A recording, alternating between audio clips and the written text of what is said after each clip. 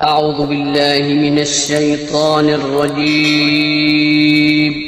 پناہ مانگتا ہوں میں اللہ کی شیطان مردود سے۔ بسم اللہ الرحمن الرحیم شروع اللہ کا نام لے کر جو بڑا مہربان نہایت رحم والا ہے۔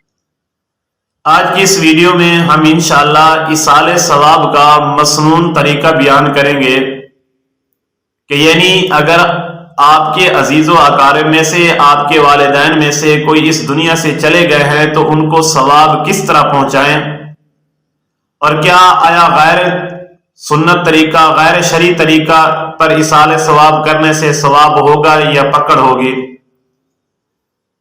تو حدیث شریف سے یہ ثابت ہے کہ آقا انعامدار صلی اللہ علیہ وسلم کے پاس ایک صحابیہ آئی، آ کر کہنے لگی یا رسول اللہ، میری والدہ اس دنیا سے چلی گئی ہے، کیا میں اس کی طرف سے صدقہ کر سکتی ہوں؟ آپ صلی اللہ علیہ وسلم نے فرمایا کہ جی ہاں۔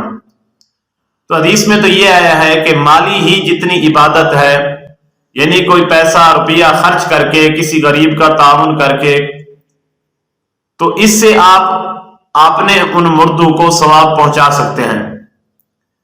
اور قرآن مجید کی تلاوت کر کے، کوئی عبادت کر کے، نماز پڑھ کے آپ اس نماز کا ثواب تو نہیں پہنچا سکتے۔ ہاں، اللہ تعالیٰ کی عبادت کرنے کے بعد دعا میں تاثیر بڑھ جاتی ہے، تو اس کے بعد آپ ان کے لیے دعا کر سکتے ہیں کہ یا اللہ، میرے والدین اس دنیا سے چلے گئے ہیں، یا جو میرے عزیز و اقارب اس دنیا سے چلے گئے ہیں ان کی کامل مغفرت فرما۔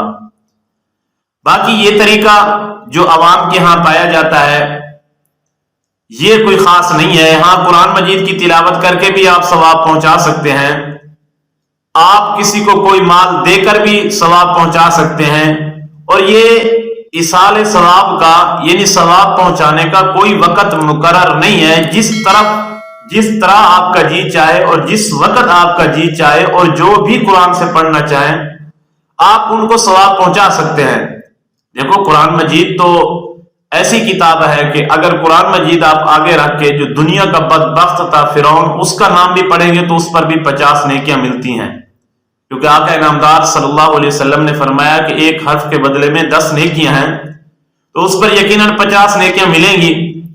تو اس لیے قرآن کی کوئی خاص آیت ایصال ثواب کے لیے مقرر نہیں ہے، جو آیت پڑھ کر آپ ثواب پہنچائیں گے انشاءاللہ وہ پہنچ جائے گا۔ یہ کوئی آیات خاص کر لینا یہ بدعت ہے، یہ حرام ہے، یہ جائز ہے، یہ کام نہیں کرنا چاہیے، شریعت کی طرف سے اس پر پکڑ ہے۔ اور اسی طرح یہ خاص کر لیں اگر کہ میت کو ثواب پہنچانے کے لیے کھانا ہی خاص ہے تو یہ طریقہ بھی بدعت ہے، یہ بھی جائز نہیں ہے۔ اور اسی طرح اگر یہ خاص کر لیں کہ تیسرے دن یا 40ویں کے دن یا 10ویں دن جو ثواب پہنچائیں گے میت کو وہی ہوگا، اس کے علاوہ نہیں ہوگا، تو یہ بھی بدعت ہے جس پر سخت پکڑ آئی ہے۔ کیوں؟ اللہ رب العزت نے قرآن مجید میں فرمایا ہے، جو آیت پڑھی ہے، یا ایھا الذین آمنوا لا تقدموا بین یدی اللہ ورسولہ، کہ اگرچہ اس کا شان نزول خاص ہے لیکن حکم کے اعتبار سے عام ہے کہ اللہ اور اس کے رسول سے آگے بڑھنے کی کوشش نہ کرو۔